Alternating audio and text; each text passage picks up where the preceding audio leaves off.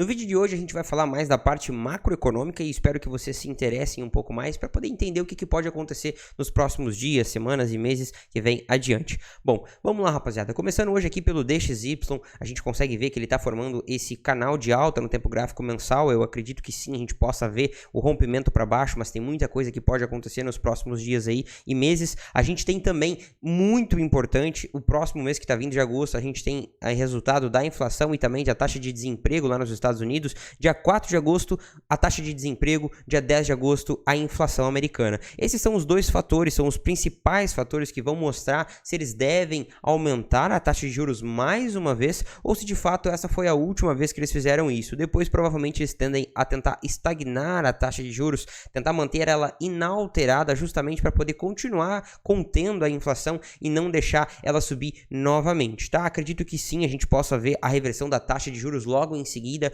num prazo de 4 a 9 meses. Isso é uma coisa muito, depende muito, pode alterar de qualquer forma devido a vários fatores, né? A gente não sabe o que pode acontecer na macroeconomia, se pode acontecer uma crise maior, uma quebradeira maior, algo do tipo que possa desencadear um tipo de reação ainda maior do mercado financeiro, tá? Então a gente consegue ver e estudar as maiores probabilidades que sim, eles devem aumentar somente mais uma vez no máximo e depois continuar segurando a taxa de juros, tá?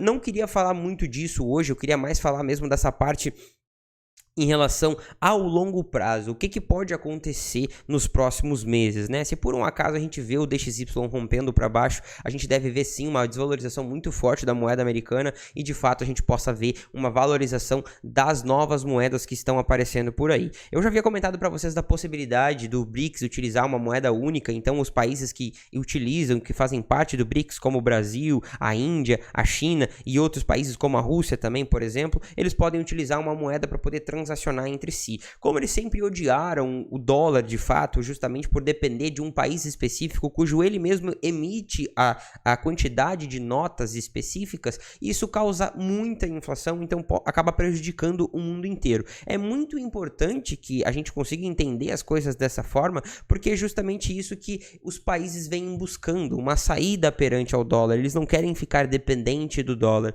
Então, obviamente, eu acredito que sim, isso possa acontecer. Não vai ser agora, não acredito que vai ser muito rápido, porque a gente está falando de uma moeda mundial, então não é bem assim. A gente sabe que isso não pode se parecer um sonho e sim uma realidade, então isso leva tempo, vai levar tempo, vai acontecer, acredito eu, mas a gente tem que ficar de olho justamente para ver quais são as maiores probabilidades disso acontecer, né? Eu vejo isso muito grande quando eu olho para esse gráfico, no tempo gráfico mensal, principalmente por causa desse canal, que geralmente rompe para baixo, e aí de fato a gente veria níveis abaixo aí, por exemplo, de 2008, caso isso aconteça, né? Caso ele rompa aqui esse canal, a gente pode ver reteste aqui embaixo, nessa região dos 88, perdendo, depois a gente vem logo para 79 e depois a gente vem retestar os 71. Então é muito importante a gente ficar de olho nesse gráfico aqui. Falando do Bitcoin, eu gostaria de mostrar para vocês uma figura gráfica, uma coisa muito interessante que a gente consegue ver aqui no tempo gráfico semanal. Perdão, deixa eu mostrar para vocês aqui, ó, no tempo gráfico semanal. No diário eu acho que vai ficar mais nítido. Isso, aqui ó, no diário vai ficar mais nítido. A gente consegue ver esse tipo de movimento, tá? Isso aqui é praticamente uma cunha megafônica de alta e a gente pode ver um movimento muito interessante. Eu até vou mostrar para vocês, que eu até deixei separado. Vocês podem ver aqui, ó, essa imagem branca aqui no canto esquerdo. Vocês conseguem ver que, na verdade, isso aqui é uma movimentação que forma exatamente isso aqui. E a gente pode ver isso acontecer no tempo gráfico diário do Bitcoin. Então ele poderia vir retestar aqui embaixo nessa zona de 28.400, que é onde está marcado em vermelho aqui, e depois a gente acabar retestando valores mais acima, e aí sim a gente iniciar uma nova tendência de alta muito forte. Isso é um gráfico especulativo de Livermore, é um gráfico especulativo muito antigo já, e que mostra bastante sobre essa questão de gráfico, né? Mostra quais são as maiores probabilidades segundo essa imagem que eu estou mostrando para vocês. Então isso pode acontecer, a gente pode ver esse tipo de movimento, né? Deixa eu até tirar ele daqui para não atrapalhar. Então a gente pode ver esse tipo de movimento acontecer nos próximos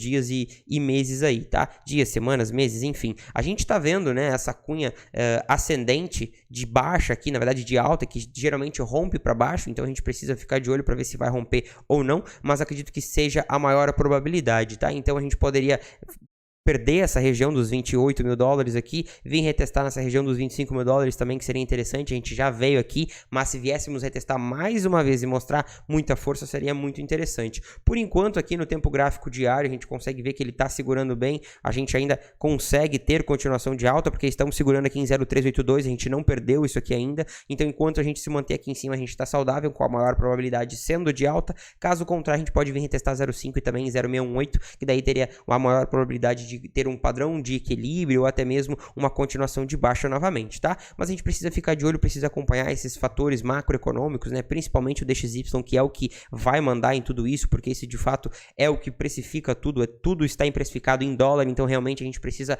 olhar muito atentamente ao dólar e isso é muito importante. Então o vídeo é isso, eu não queria falar mais muita coisa para vocês, eu acredito que a parte macroeconômica eu já resumi bastante no Instagram e também expliquei para vocês essa questão da taxa de juros. É muito importante a gente ver a economia americana dando uma desacelerada, dando uma diminuída, a taxa de desemprego aumentar, a taxa de inflação dar uma diminuída, justamente para a gente poder ver que está tendo, né, reflexos dessa economia contracionista, vamos dizer assim, né? Eles estão conseguindo segurar bastante, eles estão conseguindo manter bastante para não ter uma inflação muito alta. Então é isso, não tem mais muita coisa para falar para vocês. Agradeço quem viu o vídeo até aqui, uma boa noite para vocês e uma ótima semana e tamo junto.